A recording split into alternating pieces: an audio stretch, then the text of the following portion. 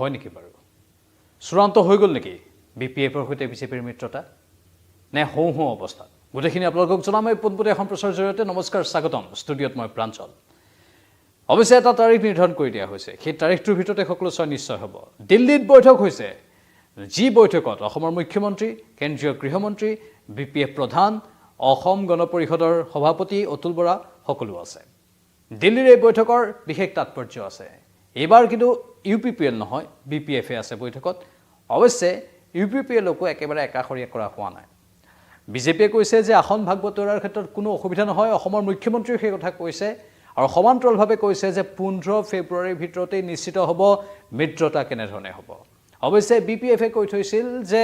যিটো দলে অধিক আসন দখল কৰিব সেই দলটোৰ সৈতে বিপিএফ থাকিব সেইটো বাৰু বিপিএফৰ পুৰণি ডায়লগ কিন্তু এতিয়াও সেই ডায়লগতে বা তেনেধৰণৰ স্থিতিতে অটল হৈ থাকিব নে অলপ স্থিতি ইফাল সিফাল হ'ব পাৰে স্বাভাৱিকতে এই বিষয়বোৰ গুৰুত্বপূৰ্ণ পুনৰবাৰ জনাইছোঁ আপোনালোকক আমাৰ হাতলৈ যিটো ৰিপৰ্ট আহিছে হুবহু এবাৰ ৰিপৰ্টটো আপোনালোকৰ বাবে কৈ দিছোঁ এই ৰিপৰ্টটো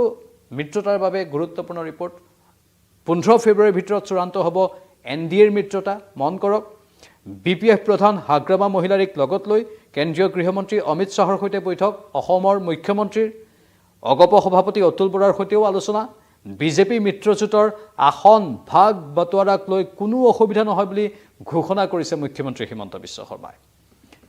অৱশ্যে বিজেপিয়ে এবাৰ অধিক তৎপৰতাৰে লাগি গৈছে মুখ্যমন্ত্ৰী হিমন্ত বিশ্ব শৰ্মাই এটা কথা পূৰ্বতেই কৈ থৈছিল যে অসম গণ পৰিষদ এটা স্বাধীন দল স্বতন্ত্ৰ দল তেওঁলোকে যদি 100খন আসনতো প্ৰাৰ্থী দিব খোজে আমি একো ক'ব নোৱাৰোঁ কাৰণ অসম গণ পৰিষদৰ সভাপতি জেপি নাড্ডা নহয় অসম গণ পৰিষদৰ সভাপতি অতুল বৰাহে সেয়েহে তেওঁলোকে নিজৰ স্বাধীন দল হিচাপে সিদ্ধান্ত ল'ব পাৰে বিপিএফৰ ক্ষেত্ৰতো একেই নীতি প্ৰযোজ্য হ'ব অৱশ্যে আসনৰ ভাগ বতৰাক লৈ কোনো অসুবিধা নহয় বুলি যেটো মুখ্যমন্ত্ৰীয়ে কৈছে স্বাভাৱিকতে বুজাবুজি হ'ব আনকি মুখ্যমন্ত্ৰীয়ে এই বুলি কৈ থৈছিল যে আমি অতুল বৰাক লগ পাই থাকোঁ বহুতবাৰ আমি আলোচনাৰ প্ৰয়োজনেই নাই কাৰণ দিছপুৰত লগ পাই থাকোঁ বিভিন্ন সভাই সমিতিয়ে লগ পাই থাকোঁ কাৰ্যকৰী সভাপতি কেশৱ মহন্তক লগ পাই থাকোঁ ফণী ভূষণ চৌধুৰীৰ সৈতে ফোনত কথা পাতি থাকোঁ সেয়েহে অন্য ধৰণৰ আনুষ্ঠানিক আলোচনাৰ অগপৰ সৈতে প্ৰয়োজন নাই অগপৰ সৈতে আনুষ্ঠানিক আলোচনাৰ প্ৰয়োজন নাই বুলি অৱশ্যে মুখ্যমন্ত্ৰীয়ে কৈছিল অৱশ্যে আজি দিল্লীত অসম গণ পৰিষদৰ সভাপতিগৰাকী উপস্থিত আছে অমিত শ্বাহৰ সৈতে বৈঠকত বিশেষভাৱে আলোচনা তেওঁলোকে কৰিছে বন্ধ দুৱাৰৰ ভিতৰত স্বাভাৱিকতে এই বিন্দুবোৰ তাত থাকিব কিন্তু ইতিমধ্যে তেওঁলোকে কৈছে যে আমাৰ মাজত এটা বৰ সদৰ্থক বুজাবুজি আছে যি সদৰ্থক বুজাবুজিৰ পৰিণতিত আমি সুন্দৰভাৱে নিৰ্বাচনী বৈতৰণি পাৰ হৈ যাবলৈ সক্ষম হ'ম সেয়া তেওঁলোকৰ আশা এইফালে বিপিএফৰ ক্ষেত্ৰত যদি আমি কওঁ হাগ্ৰামা মহিলাৰীয়ে প্ৰত্যেকবাৰে নিজৰ স্থিতি প্ৰকাশ কৰি থাকে যে তেওঁলোকে সেই দলটোৰ সৈতে থাকিব যিটো দলে বৃহৎ সংখ্যাগৰিষ্ঠ দল হিচাপে পৰিগণিত হয় বা নিৰ্বাচন জয়লাভ কৰিবলৈ সক্ষম হয় কাৰণ তেওঁলোকৰ বাটত যাতে কোনো ধৰণৰ কাইট নাথাকে সেইটোৰ ওপৰত লক্ষ্য ৰাখে হাগ্ৰামা মহিলাৰী পুনৰ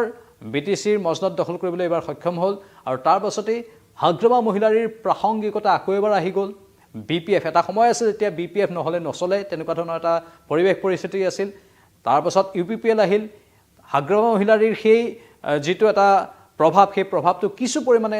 কমি গৈছিল কিন্তু পুনৰ আকৌ মই দুটা শব্দ একেলগে ব্যৱহাৰ কৰিছোঁ পুনৰ আৰু আকৌ যি কি নহওক সেই পৰিৱেশটো ঘূৰাই আনিবলৈ সক্ষম হ'ল হাগ্ৰামা মহিলাৰীয়ে আকৌ এবাৰ এই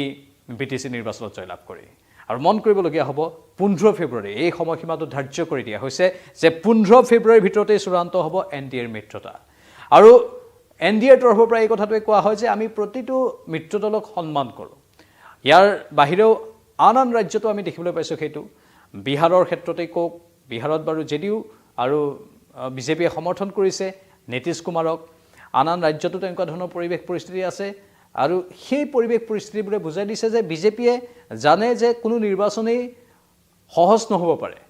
প্ৰত্যেক বছৰেই প্ৰেক্ষাপটবোৰ সলনি হ'ব পাৰে ভোটাৰৰ মন সলনি হ'ব পাৰে প্ৰতি 5 বছৰৰ মূৰে মূৰেই মানুহৰ মানসিকতা সলনি হ'ব পাৰে বিভিন্ন প্ৰত্যাহ্বান আহি পৰিব পাৰে বিজেপিৰ নীতিয়ে হৈছে সেয়েহে যে মিত্ৰ দলৰ লগত ভাল সম্বন্ধ অটুট ৰখা অসম গণ পৰিষদক দুখনকৈ আসন মন্ত্ৰিত্বৰ বিশেষ মৰ্যাদা দিয়া হৈছে মিত্ৰতাত থকাৰ বাবে আন কেতবোৰ সা সুবিধা দিয়া হৈছে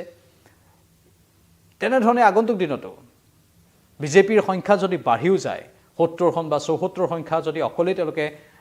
অতিক্ৰম কৰিবলৈ সক্ষম হয় বা আসন যদি জয়লাভ কৰে তেনেহলে তাৰ পাছতো কিন্তু তেওঁলোকে সেই সন্মানটোৱে দিম বুলি সদৰি কৰিছে মানে তেওঁলোকৰ নীতি হৈছে যে আমি বিশ্বাসঘাতকতা নকৰো আমাৰ সৈতে যিসকল আছে সেই থকা দলবোৰক আমি লগত লৈয়ে চাম লাগিলে তেওঁলোকৰ আসনৰ সংখ্যা অলপ কমিয়ে নাযাওক কিয় তেনেধৰণৰ নীতি এটা তেওঁলোকে গ্ৰহণ কৰি আছে যাৰ ফলতে দীৰ্ঘ দূৰত্বত তেওঁলোকে খেলিবলৈ সক্ষম হৈছে দীৰ্ঘ দূৰত্বৰ মানে দীৰ্ঘদিনৰ এটা বাট তেওঁলোকে লৈ লৈছে হাতত যে আমি ইমান দিনলৈকে এনেধৰণে গৈ থাকিব লাগিব এইটো এটা তেওঁলোকৰ কৌশল বুলি আমি ইয়াক গণ্য কৰিব পাৰোঁ তেওঁলোকে কেনেধৰণে লং টাৰ্মত খেলি থাকিব পাৰে তাৰ বাবে এইখিনি প্ৰচেষ্টা হয়তো হ'ব পাৰে মানে কম সময়ৰ বাবে তেওঁলোকে চিন্তা কৰা নাই বেছি সময়ৰ বাবে চিন্তা কৰিছে বহু দিনলৈকে পৰিকল্পনা কৰিছে যাতে বহু দিনলৈকে ৰাজপাট তেওঁলোকে দখল কৰি থাকিব পাৰে গুৰুত্বপূৰ্ণ কথা স্বাভাৱিকভাৱে ৰাজনৈতিক দল বুলি ক'লে ক্ষমতা লাগিবই ক্ষমতা নহ'লে ৰাজনৈতিক দলৰ যেন মূল্য নাই সেইটোৱে সত্য চৰম সত্য আৰু সেইটোৱে বিজেপিয়ে ভালদৰে বুজি পায় মাইক্ৰ' লেভেলত কামবোৰ কৰি থাকে আৰু মিত্ৰতাত থকা দলবোৰৰ সৈতেও ভাল সম্বন্ধ বৰ্তাই ৰাখে পৰৱৰ্তী সময়ত আমি এই সন্দৰ্ভত আৰু তথ্য আনিম আৰু নিৰ্বাচনী প্ৰতিটো ঘটনা পৰিঘটনাৰ খবৰ জানিবলৈ চাই থাকক নিউজ 18